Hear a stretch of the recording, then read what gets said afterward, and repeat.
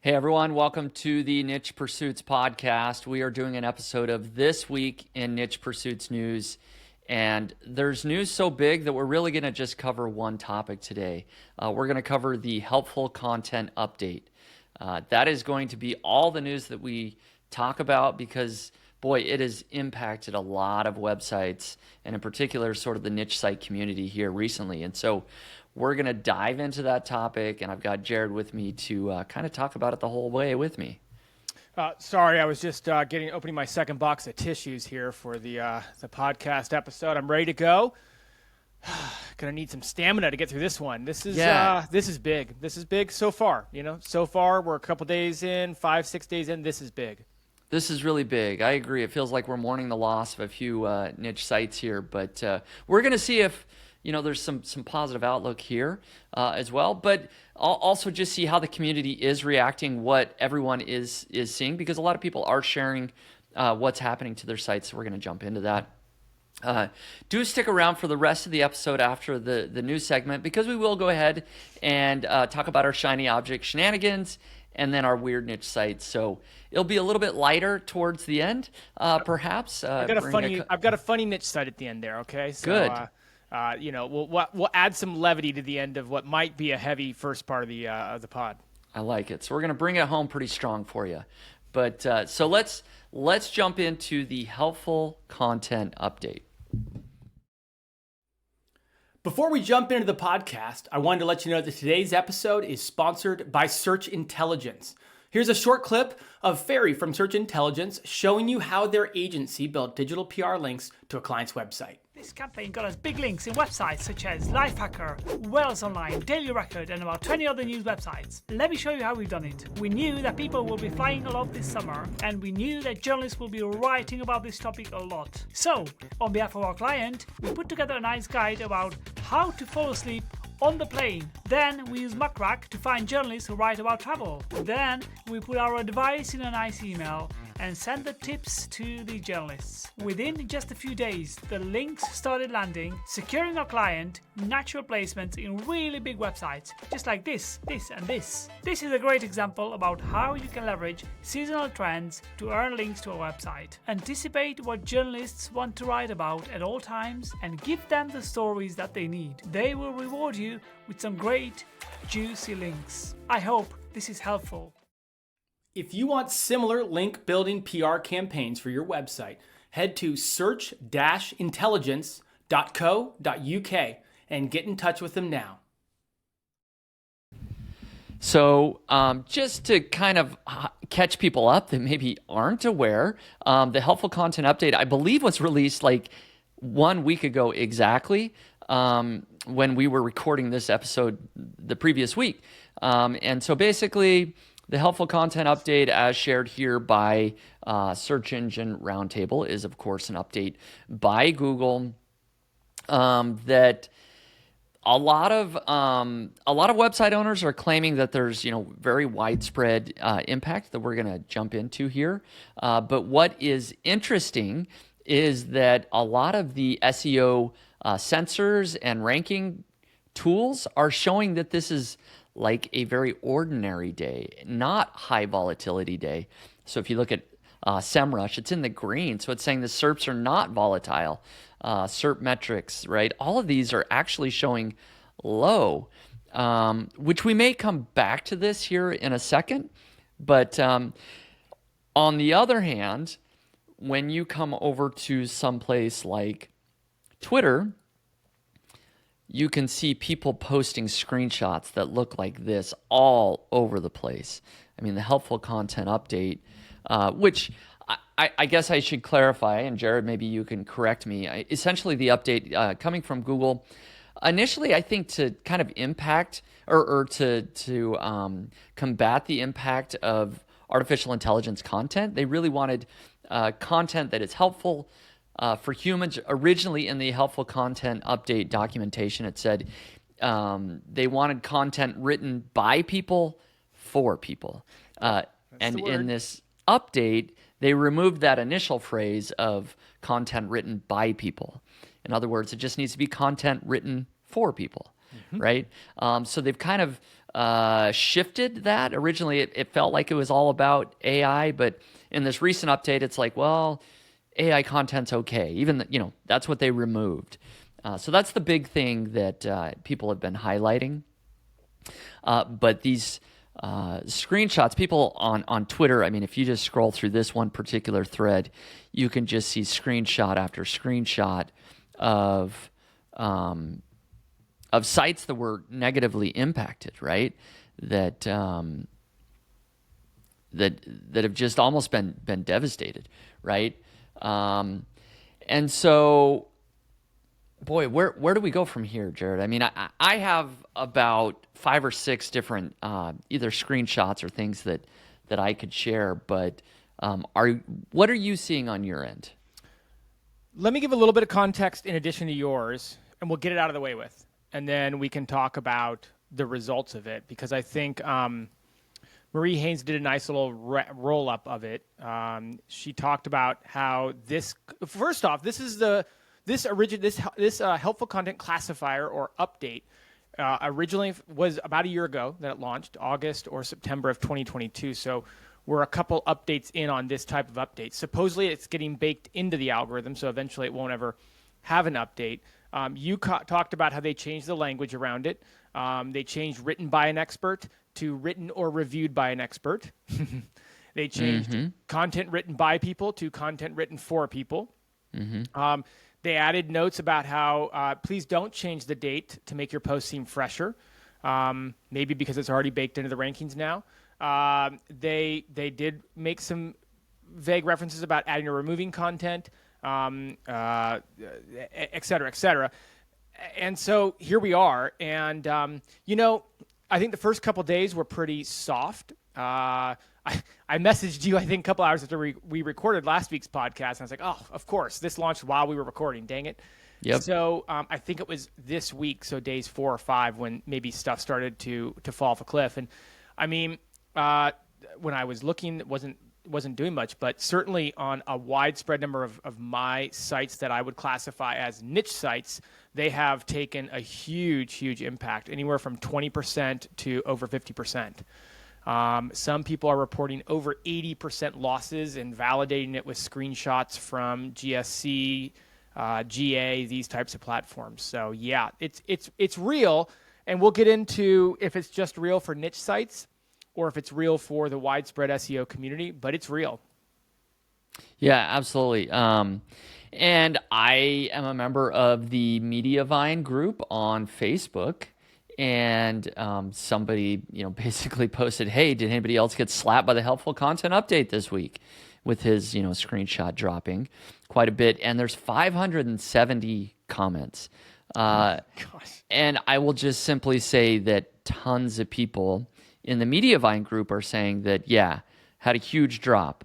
All, keywords are down, 50% drop in a day. Can just go and go and go, right? And so what I'm seeing on my end, I'll just share very quickly, is that I have one niche site that I was looking at here that here's my Google Search Console screenshot. So I'm in the same boat. This is like over 50%. This last day is, that's fresh. So it may be not quite as bad, right? When they update all the data there, but yeah, it could be worse. So I have a niche site here that it's 10 years old. It's been increasing in traffic, right? The last update saw a big bump. And then this one, it's just fallen off the cliff by 50%. So I'm seeing something similar on this particular niche site that a lot of other people are seeing. Now, on the other hand, it was kind of interesting because when the helpful content update first started happening, the site that I check the traffic the most is for nichepursuits.com. And I checked it, and I'm seeing like a 15+%, maybe 15 to 20% increase in traffic. And so you can see the last few days here where I have a nice bump over, the previous weeks. and I posted a screenshot. Hey, I'm seeing a nice bump for this helpful content update. And boy, I was just met with nobody else was seeing an update on Twitter. And so I have a site that is seeing an increase, and then I have a site that is seeing a decrease.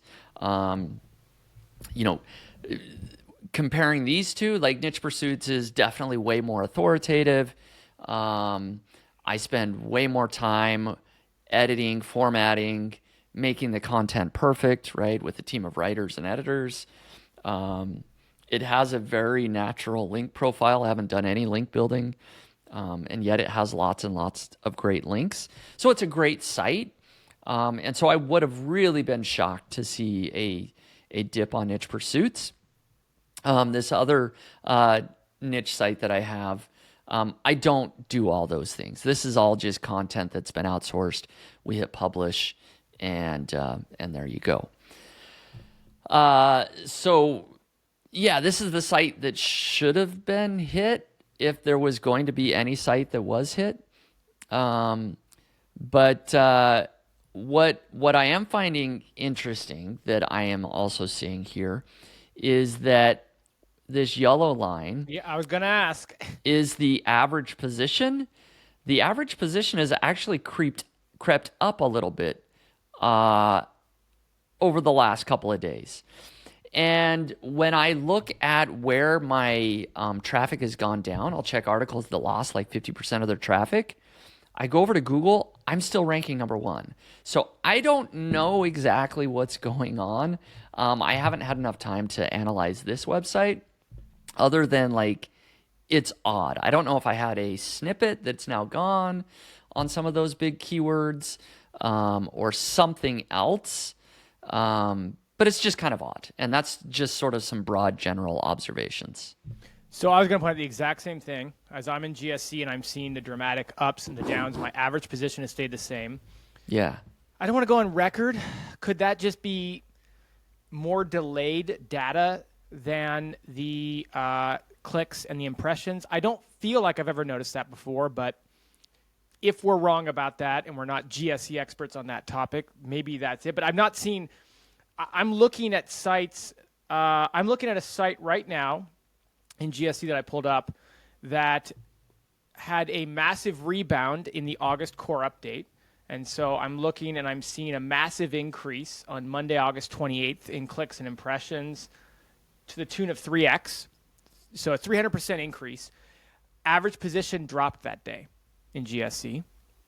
And I'm now seeing about 30% loss starting Sunday of this week.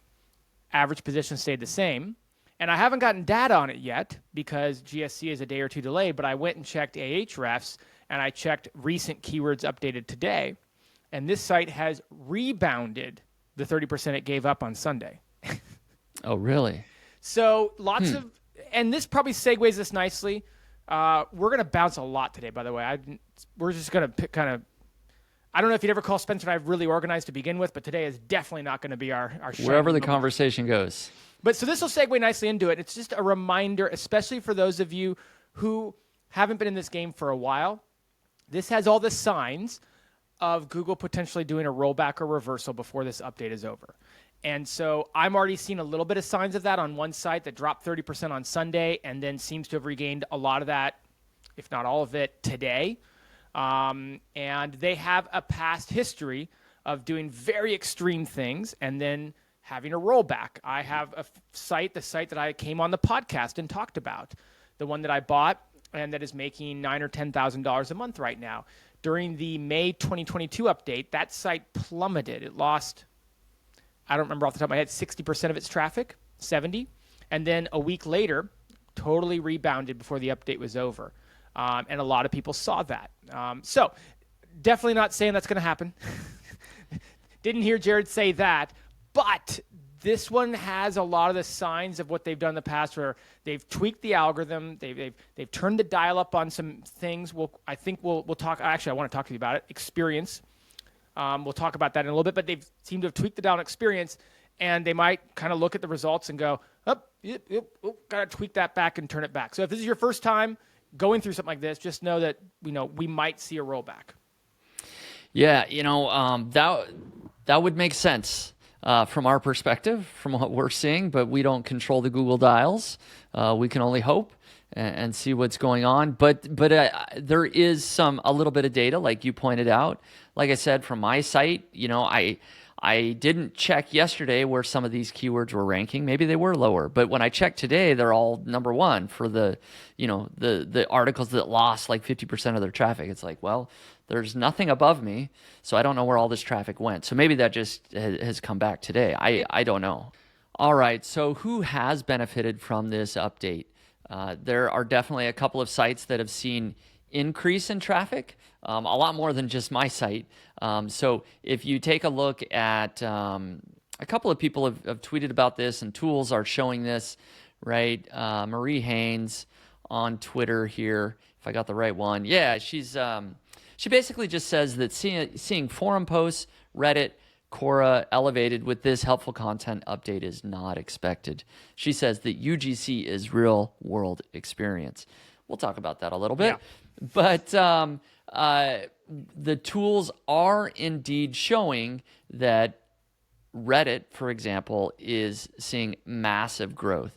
Right here is a a screenshot of Reddit is off the charts.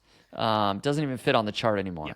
If you're listening to the podcast, it is a picture of a graph that doesn't even fit on the graph anymore. It's a straight up line, right? It's a cliff that you just go straight up.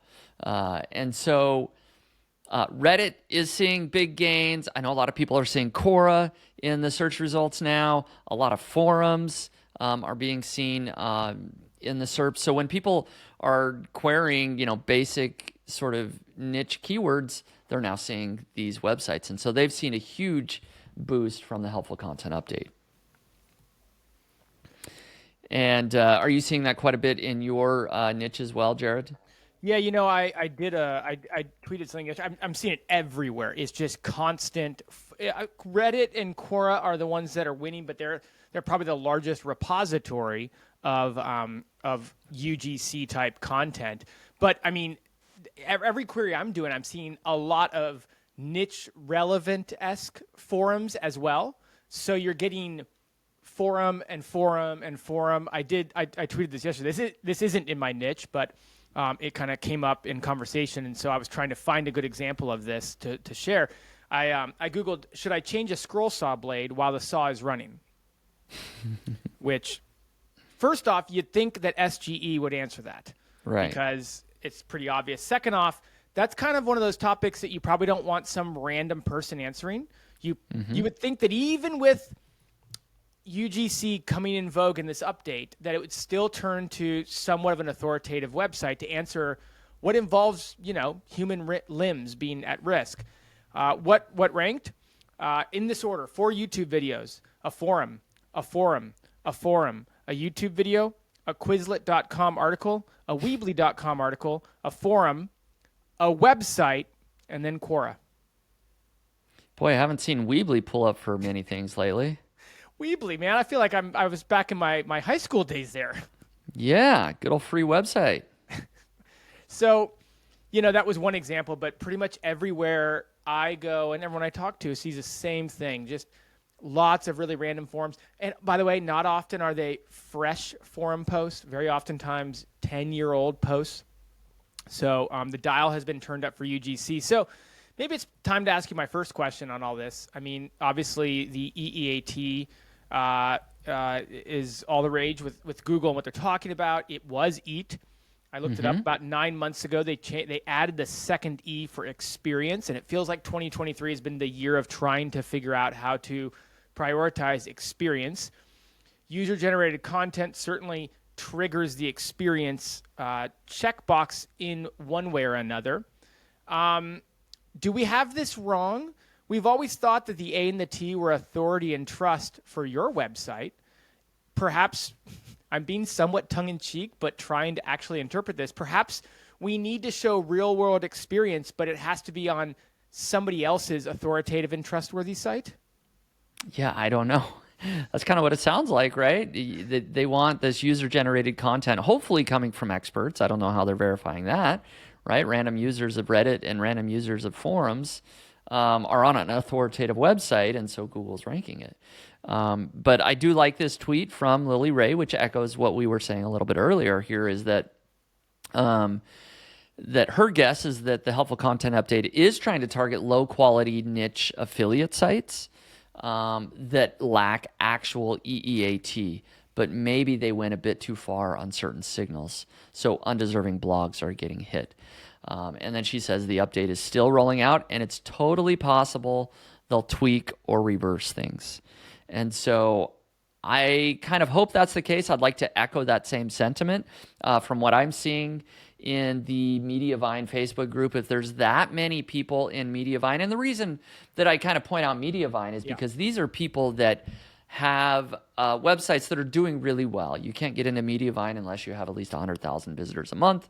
50. And really it started as the firsthand doer of whatever the blog is about: recipes, crafts, parenting, other things. That's kind of Mediavine's core of the types of blogs they initially were monetizing. And so these are people that really are the experts at whatever they are doing. And so if Mediavine sites are getting hit, like, that's a big reason why I think, the dial was just turned too far on this particular update. And then I like Tony Hill's response to Lily Ray here is that, he agrees. He's looked at a lot of drop sites. Some deserve it and some didn't. There's a lot of collateral damage on this one. He hopes they dial it back a bit as well. So we'll see what happens there. But I think the EEAT is the core of what's going on, and Google's just trying to figure out, how do you tell if somebody is an expert or not? I'm glad you pointed it out because, we've been told for so long now that what showing expertise looks like. We've been told what a good affiliate post looks like. It's been very well documented. I think for the first time, well, certainly we're getting more information about what affiliate content is supposed to look like than ever before from Google. And obviously this update flies in the face of what we've been told. Now, look, I don't think anyone here is going to hide behind it. Very often, Google does not do what it says. That might or might not be there by intention, by the way. It's good to remind people that this is not, some dude sitting in a room going, okay, what are we going to do to the algorithm today? A lot of the algorithm is governed by machine learning, and there's an element that you don't have control of when you're relying on machine learning. And then Glenn Gabe talks about this a lot. Different algorithms actually playing against themselves sometimes in Google's main algorithm. We talk about Google's algorithm. It's really best believed to be a whole collection of various algorithms that work together. And so, without, cutting to the chase too much, a lot of what Google tells us is what they're hoping the algorithm does. Mm-hmm. And when they release an update, a lot of the times they really don't know how it's going to react and how it's going to respond. Right.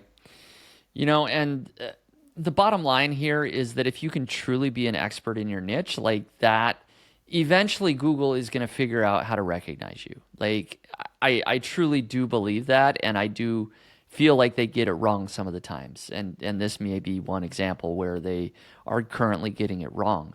There was an example, and I wish I had it pulled up here, on Twitter of somebody sharing an example of sort of a niche site creator, a niche site spammer, I think is what they were called, that were trying to game the system. They were trying to manufacture EEAT, right? They basically said, I created an avatar using artificial intelligence, so I've got all these images of this person, this expert.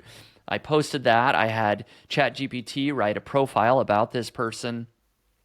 And went through all these other hoops. You can manufacture addresses and phone numbers and all these signals that don't really exist. You can create all the social profiles and link them all together and make Google think you're a real person. And then they went out and got some backlinks, right? They'd probably paid for some, and to manufacture, this is a real person.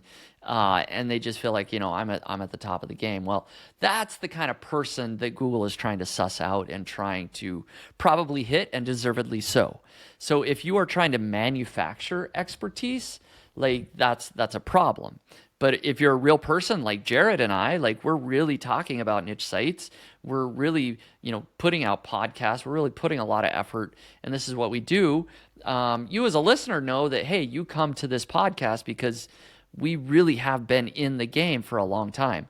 But if we were really just kind of making all this up, right, we're the kind of people that, well, you shouldn't listen to anyways, right? And Google would figure that out if we were just a blog instead of a podcast.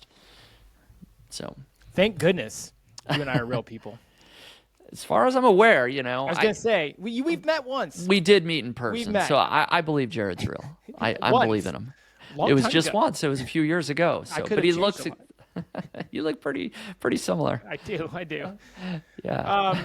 No, I mean it's a fair point. Like there's a wonderful screenshot that goes around sometimes. I've shared it once or twice on my Twitter, but like we kind of take a step back and we look at the growth path of a business and we just kind of see it as one of these. But then when you zoom in, it's like and Google.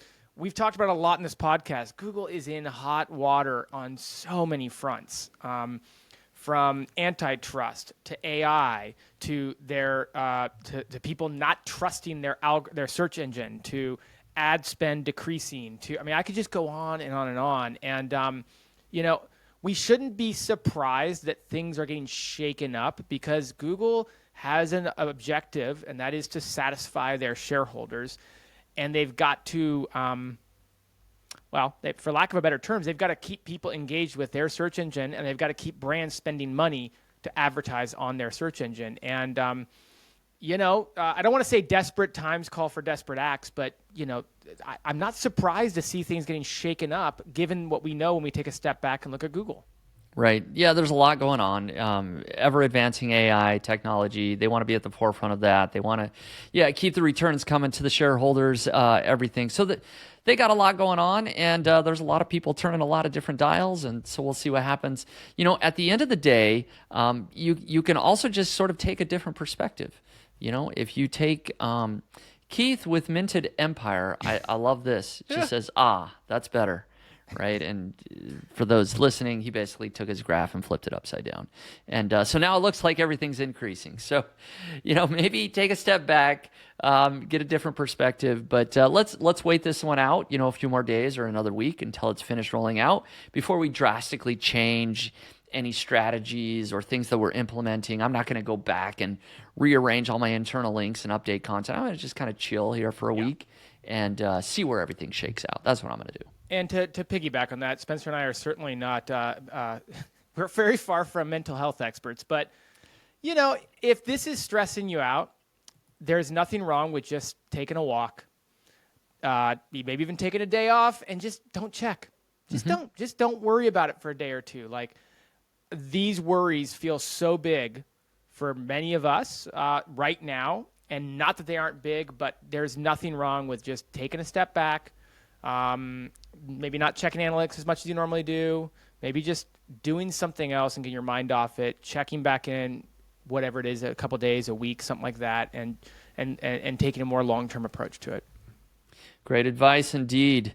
So maybe we'll leave it there. That's the helpful content update. A lot to think about. We'll be following it, and I'm sure we'll talk about it more next week. So be sure to stick around for that. And if trends follow as they have the last 2 weeks, something massive is happening right now while we're recording. That's right. There's probably some other Google update happening right now. So I hope you're enjoying the podcast so far. Just wanted to take a short break and remind you that today's episode is sponsored by Search Intelligence. I've got a short clip from Ferry at Search Intelligence showing you how their agency built digital PR links to a client's website. This is how we landed massive links for our client in The Sun, a DR90 website, and many other UK news websites. We have used freely available data from YouGov to simply find out what the nation's favorite car brand is and which brands people love the most. Of course, Rolls-Royce came out on top, Aston Martin second, and Jaguar third. We put these insights in a short email and sent it to journalists that write about cars and to national news desks on behalf of our client. Within a few days, our client got featured in all the Suns, as well as many regional newspaper sites in the UK gaining DR90 links to their leasing comparison website. YouGo website is full of unlimited PR stories with data already available for free. All you have to do is to start researching their data and start asking the data questions. You will be surprised of the unlimited PR campaigns that you will find there that can help you build massive exposure and links to your or your clients' websites. I hope this video is helpful and inspirational. Are you looking for similar link building PR campaigns for your website? If so, just go to search-intelligence.co.uk and get in touch with them today. Let's go ahead and jump into our shiny object shenanigans. A little bit more fun things. Again, these are just side projects that we're working on where maybe we're only spending 20% of our time or some other amount of our time that just something fun to do on the side, maybe make a little bit of money. So I've got a couple of updates that I thought I would share. One is sort of this side project as part of Niche Pursuits. I challenged people to build a website from scratch using artificial intelligence. Or Nice transition there. yeah, if we can't beat them, join them. Hey, right? there you go. Let's see what can happen. It's actually interesting because a lot of the AI content on Niche Pursuits is what's seeing the biggest increase over the last couple of days. So I don't think it's the AI content that is the helpful content update. I think it's everything surrounding that. And then I had a second challenge of people that would want to take an existing website. Again, just challenging them to try out AI content and see what happens. And so as of today, I'm actually closing the applications tomorrow morning. I'm doing a kickoff call for both of these challenges at 10 o'clock Pacific time. There's going to be a YouTube live. If people want to watch it, they can join in. But there has now been, as of right now, 135 people are building a site from scratch. They're starting a brand new site. Officially, it started yesterday. And then an additional 73 people are going to try and grow their existing site, have joined that challenge. So over 200 people total between the two challenges, way more joined than I expected. And they all sent intro videos to apply. I confess I have not watched them all yet. But they're the ones that I have watched are quite intriguing. Just very real people trying to build sites, trying to build a side income, trying to do something interesting and see what happens. So as a group, I think we're going to learn a lot through this experience and see what does well in Google, what doesn't. Are there any sites that take off, or is everyone just crushed and nobody does anything? It should be a lot of fun. So if people want to join the kickoff call, they can do that. There's going to be a YouTube live that's going on. So I'm going to be working on that over the next 3 to 6 months, and it should be a lot of fun. Sounds like you're going to be working hard. You got a lot of people to rein in there. I do. And I've created a whole community, the Niche Pursuits community, which actually is funny. I just learned yesterday is indexed and is starting to get traffic. The forum that I just created. Of course. For. Why would it not? Exactly. So there you go. Manufacturing authority right there. Just to be clear, by the end of this helpful content update, I predict that the Niche Pursuits forum will be outranking nichepursuits.com. It might. We'll see. And then, okay, so my other update, I did want to give a little update on the Amazon Influencer Program. Okay. I don't remember if we shared this last week, but Amazon also appears to have adjusted their algorithm or where they're showing their Amazon influencer videos. And so my earnings or my clicks have taken a nosedive in the last week. And Jared, I know you've seen the same. I think all Amazon influencers across the industry are seeing this. They're saying that the videos kind of, I don't know what you call it, the carousel below the reviews or above the reviews is gone. And they're testing, I guess, removing that or something. And so that's, cut the clicks in like half. And so my update is that I was just about to break the $2,000 a month mark. I think I was like yesterday for the rolling 30 days, like $1,985. and then that update happened, and I don't know if I'm going to crack that $2,000 mark until they like hopefully adjust that and bring it right back. And have been uploading a ton of videos. If I can find it, I can at least give my entire number of videos that I have. 593. Oh, that is a big spike.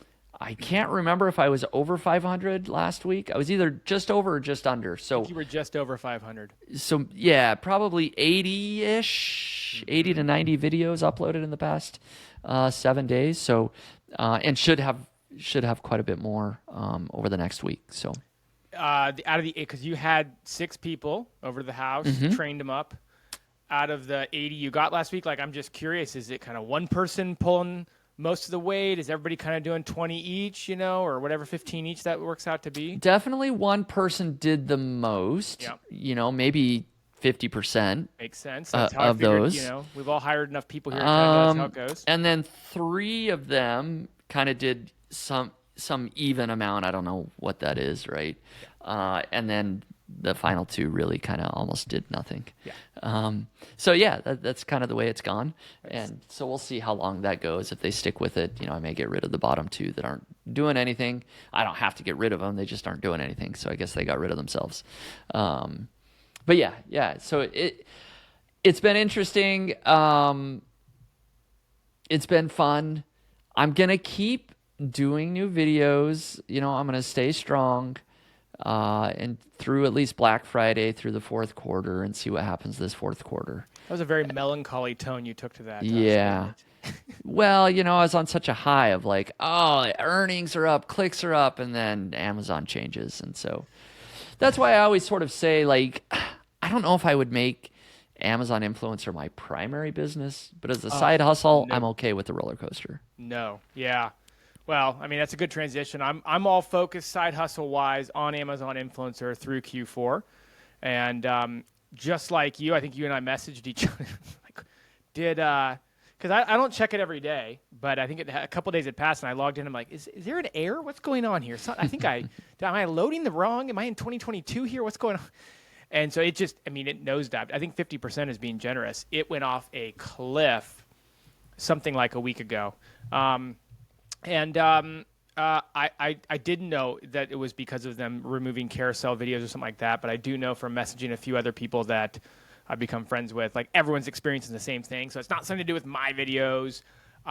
It's too dramatic to be seasonal, to be like, oh, something happened with the way people the buying patterns. It's clearly something in where they're displaying them. Clicks dropped in kind of equal proportion to earnings and stuff. So very clearly something changing about it. And like you said, I mean, it's a great reminder. Like, we've been talking about all the positives of Amazon influencer, right? Like, most of the time we get on this show each week, we talk about how cool it is, how quick you can make money, how easy it is to make these videos. You don't have to be an expert. You just have to share and all this stuff. Well, there's some downsides to it. And I have to say, boy, couldn't the people at Amazon have talked to the people at Google and not done this on practically the same week? I mean, yeah, talk about mental health issues. Come on, you guys. I mean, it'd be a lot nicer as I go to bed at night if I could say, oh, man, Amazon's killing my content, but at least my Google, my websites are doing it really well.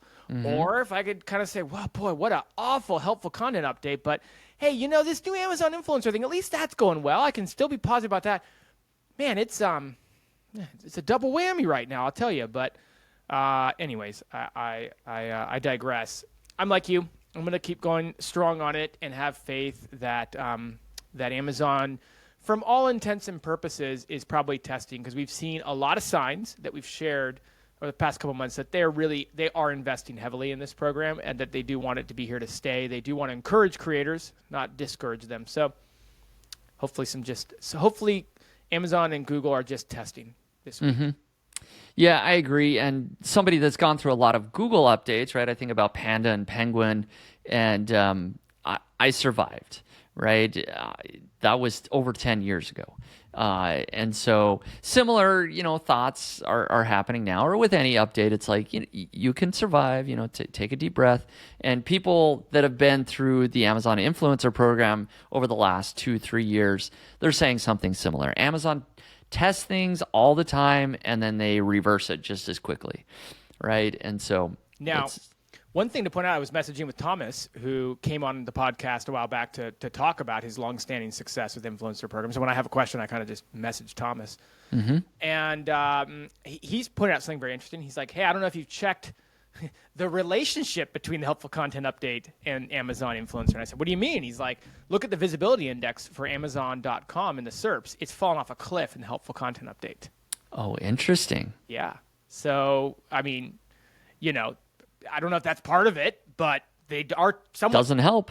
tied together. They're happening around the same time. And then he sent me a graphic. I wish I would have brought it over. Sorry, I didn't put it in the show notes. But the visibility index for Amazon has gone off of a pretty good cliff there. So, wow, interesting. Yeah. So a lot going on there.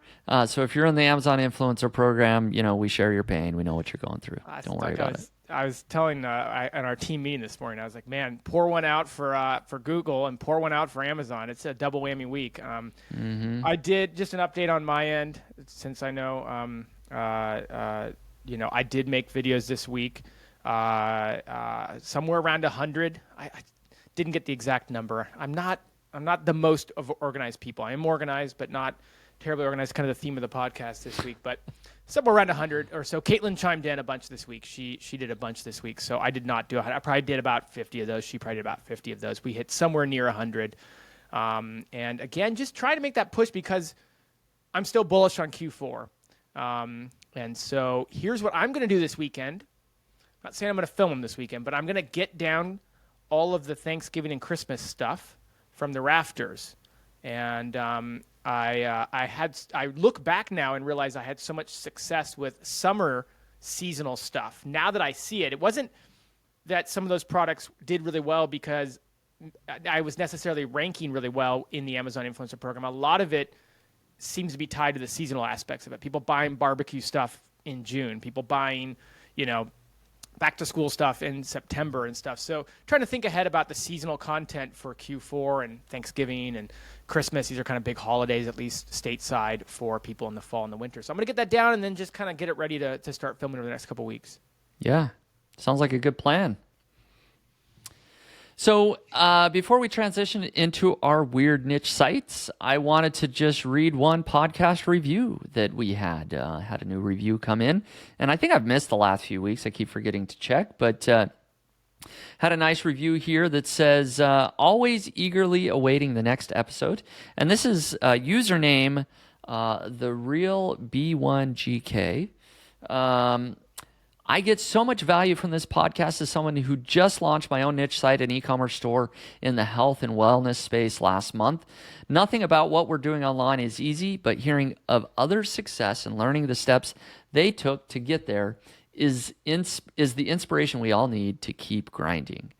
So thank you very much, the real B1GK. Appreciate the review. And if anybody else listening wants to leave a podcast rating or review, they can go over to iTunes and do that for the Niche Pursuits podcast or anywhere else that you listen to your podcast.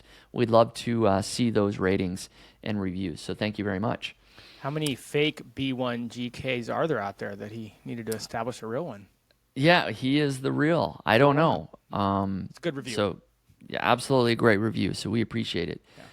Very much. So let's jump into our weird niche sites. So I will confess that this one that was found was suggested by a reader. Somebody actually reached out to me on Twitter via private message. So they wanted to make sure I had it, Jared. Hey, well, mine, somebody reached out to me and sent to me via private message. They wanted to make sure I had it. All right, we all have our favorites. Maybe it's the same person, just wanted to give us each Wouldn't one. That be great? That would be awesome. That would be great. So that's great. Let's see how the readers did. And actually, Jared and I appreciate it so much when you guys find a weird niche site for us, because after I don't know how many months we've been doing this, like it's a little bit harder. We have to dig deep. Speaking of the grind. Yeah. That's right. Each Thursday morning, I got to find my weird niche site. So yeah, this one was pretty good. It was so good, I showed it to my wife, and that's saying something. So it's so simple. It is just applerankings.com. AppleRankings.com. And I showed this to my wife because we happened to go to a farmer's market on Saturday and we bought some apples. And I was like, hey, that reminds me. So-and-so just shared this weird niche site with me. Let's go find that apple and see what AppleRankings.com. Like literally all the website does is it lists the best apples in order and gives them a score from 0 to 100, right? And writes a little something about it. Sweet Tango apples, by the way, have a 97 rating. They're nearly perfect. They are the holy grail, right? And Envy apples have 86. They're the guilty pleasure, right? I love how I had to. Go I ahead. won't I'm sorry. I won't read all of these. I mean, they are hilarious. You know, the further down you get, here's one, the Jawbreaker, Evercrisp apples, the Jawbreaker, right? I had to go look for Red Delicious because I think they're Yes. absolutely disgusting, and I don't know how they ever Okay. sold. That is exactly that. My wife said the exact same thing. She's like, we got to check out the Red Delicious apples. they're Like disgusting. they're the most popular supermarket apple. I don't know why, but they're near the bottom. Good. And they get a 25 rating. They are coffee grinds in a leather glove. Oh, that's so gross. That's actually a pretty good description, right? The nice thick peel that you got to bite through. Arkansas black apples, a teeth-shattering oddity. Yeah, the golden russet apple, a putrid corpse, right? There's some good ones in here. So check it out. We've never tried the Sweet Tango apples, and so now we're going to try it whenever we can find it, right? That's interesting because I mean everyone I feel like has heard of the Honeycrisp apple. For sure. You know, Yeah. like again, I don't know my apples, but I feel like that's everywhere. It's all the rage. They certainly are super expensive. I know one time, like sometimes we'll buy them on purpose, but sometimes, you know, they will end up in our shopping cart. We're like, how much did we end up paying for apples? Because they're so Right. expensive, you know. Yep. Yeah, there's a few on here. I was trying to think. Gala apples, you know, of course, that we see every once in a while. The Pink Lady apples, my daughter loves. You know, they get a pretty good rating. But we have never tried the Sweet Tango apples, and so we may do that. And then, of course, it gives information. How are the apples ranked, right? There's different categories. But how much traffic does this site get? Well, according to SimilarWeb, AppleRankings.com gets about 55,000 visitors a month, which is not too shabby for a niche site. And let's see where the traffic sources are coming from. Let's see. Maybe it's not populated here. Not enough data to display is what it looks like. So we can go over to Ahrefs and at least see what its search traffic looks like. And it's doing pretty decent. It looks like that is probably where most of its traffic is coming from. 18,000 visitors a month from organic search, which, as might mean that it's getting quite a bit more from search than that. And the type of keywords, of course, are going to be Apple keywords. And so Envy apples, Cosmic Crisp apple, Opal apple, right? All the different varieties of apples are essentially what they rank for. And they do have, it looks like, individual sort of pages for all these apples, right? I was going to bring that up. Yeah. Talk about hub and spoke, like creating cornerstone-esque type pillar content. Yep. It's perfect, right? You've got the main chart on the home page. Then if you click through on any of the individual apples, you've got, just a nice paragraph about it, how it categorizes in taste, flesh, beauty, branding, density, crispness, right? So it's not the most beautiful apple, apparently, the Opal apple, but it's delicious, right? Can I just read you the first three paragraphs of how apples are ranked? I'm literally sitting here laughing out loud. Okay, yeah. Okay, Sky, and again, we talk about bringing personality to your website, so I'll come at it from that standpoint. For decades, the apple has been on a relentless descent into the fiery pits of hell, desperately lurching towards its biblical namesake as Satan's fruit. With the rapid degradation of the once mighty Red Delicious and the intentional impotence of apple farmers across the world, we were faced with the unthinkable. The rise of the pear. Thankfully, in the early 2000s, due to the emergence of a class of idle yuppies willing to shell out disproportionate amounts of disposable income at organic grocery stores, it became economically viable to invest in the development of what I term designer apples. As a result, a dizzying array of new apples hit the shelves and continue to do so year after year. And it goes on. It goes on. Oh, so good. Somebody cares deeply about their apples here, clearly, and has a lot of fun with it. He says, at I the have same no time. children. This rating scale is my only hope to keep my namesake alive. I love it. I love it. So if I look at the about, here it is. There he is. Brian Frange is a comedian and writer who has been yelling about apples for years. Okay. And Spencer, the telltale sign of all these weird niche sites we seem to see, go to the footer and you will see a link to his actual website. There you go. Yep, it's just Brian Frange. So he's actually kind of famous here, right? Yeah. He's been on Comedy Central's Not Safe with Nikki Glazer, co-host of the Not Safe podcast, right? And he had the Applist Tumblr blog, review blog, right? Oh, I love it here. Since then, he's yelled about apples on stages across America and radio shows across the world. What started as a bit revolving around his love of apples has now become a full-time job where Brian makes $700 million, or is that billion? $700 billion per week providing apple advice for wealthy fruit enthusiasts. So there you go. Quite the wealthy Man, apple who comedian. knew apples? Is he talking about Apple the company or Apple's the fruit there? They can be so about- lucrative. It's about Apple's probably market cap these days. So, anyways, fun niche site. Go check it out, applerankings.com.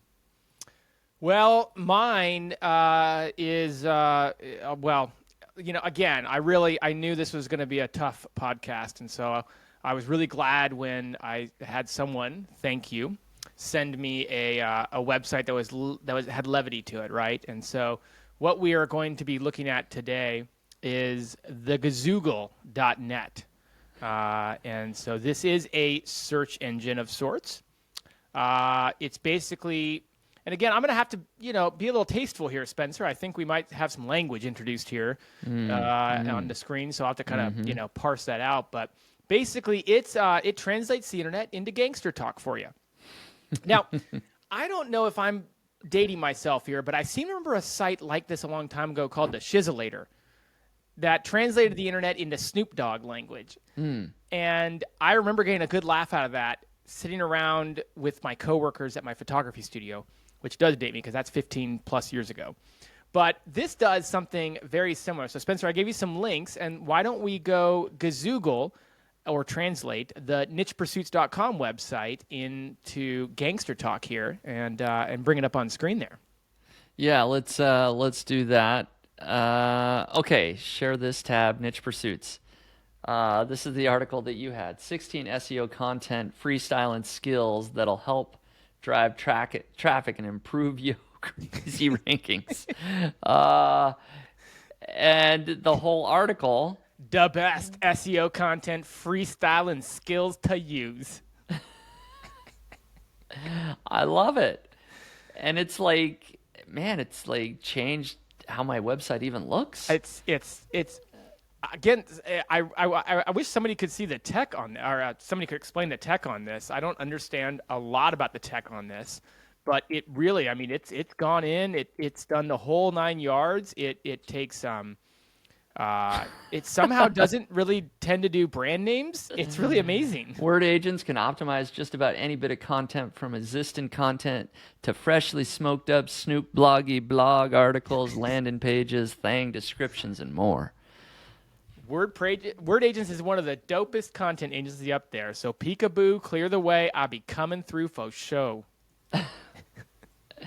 There you go. Not only is it a search engine, like it will pull up the website and will like alter the content of the website.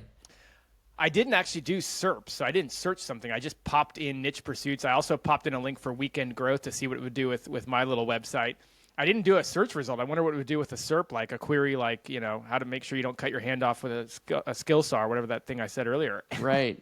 And so here's here's Weekend Growth, right? Real ghetto growth strategies for the hard-working side hustler. Get strategies that work. Short circuit yo growth. Oh man. So a couple funny things about it. I don't know how this site would make money. Like, could it be a classic Google style with display ads? They do have display ads, at least on the search engine, but then it does translate into your website. So at that point, are you getting nichepursuits.com impressions at that point? I don't really know exactly how that's working. Here's the funny thing about it. From just a straight website, it's a DR58 with over 14 million backlinks. That's insane.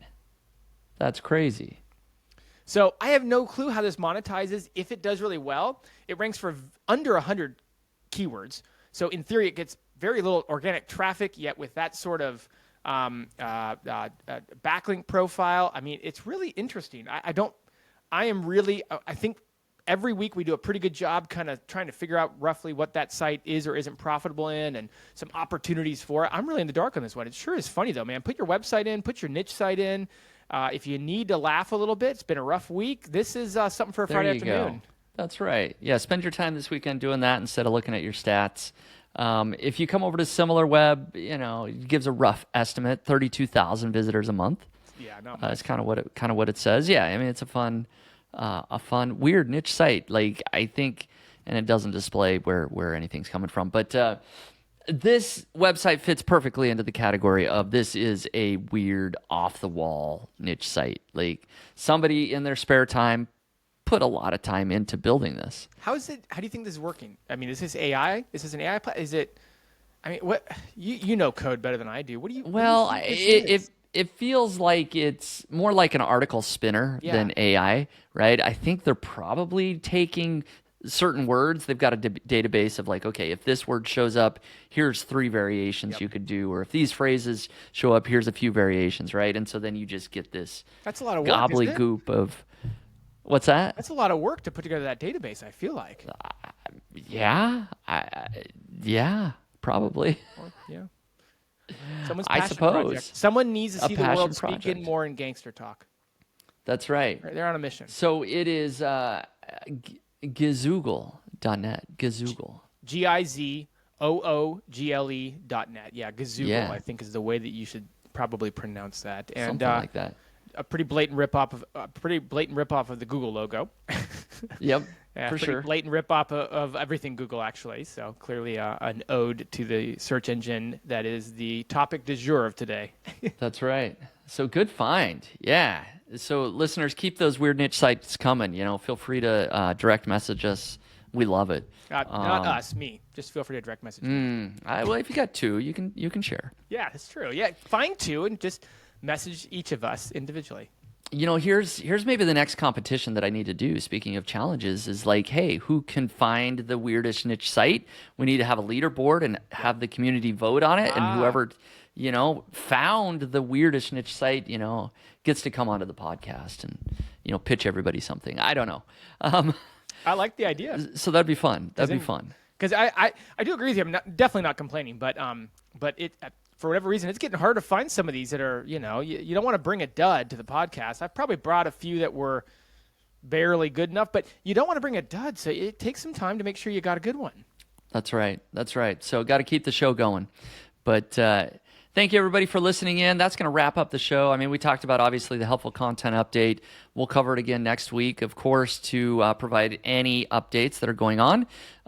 We covered the side hustles. We covered the weird niche site. So that's about it. Anything else, Jared? I think next week's going to be potentially another big podcast where we have potentially either a wrap-up on the helpful content update, a reversal on the helpful content update. I think we're going to have a lot more maybe information to talk about in terms of the permanence of what this week is, because right now we're really just kind of sitting here waiting for the storm to blow over and kind of see what things look like when it moves out. Yep. So everybody stick around and listen in for next week. We really appreciate it. You have a good weekend. Bye-bye. Today's episode is sponsored by Search Intelligence. Here's a short clip of Ferry from Search Intelligence showing you how their agency built digital PR links to a client's website. What a crazy campaign. How to Sleep on Your Back. This campaign got us links in Huffington Post, Glamour magazine, Mirror, and lots of other great news publications. Let me show you how we've done it. It was so simple. Our sleep client provided us with expert commentary about how to train yourself to fall asleep on your back. They also gave advice on why it's best to sleep on your back. Once we've had this information, we went to Muckrack and searched for journalists that consistently write about sleep and well-being. We've sent these journalists the advice provided by the client, and within 1 day the links started flowing in. Glamour magazine, a DR81 website, picked it up. Huffington Post, DR88, Mirror UK, DR90. A massive avalanche of links blasted through our client's website with this simple yet effective campaign about how to sleep on your back. I hope this inspires, and I hope you'll use this technique to land massive links to your or your client's website. Thanks for joining us today on the podcast. Just a final reminder that it was brought to you by Search Intelligence. And if you're looking for link building PR campaigns for your website, just head over to search-intelligence.co.uk and get in touch with them today. Cheers.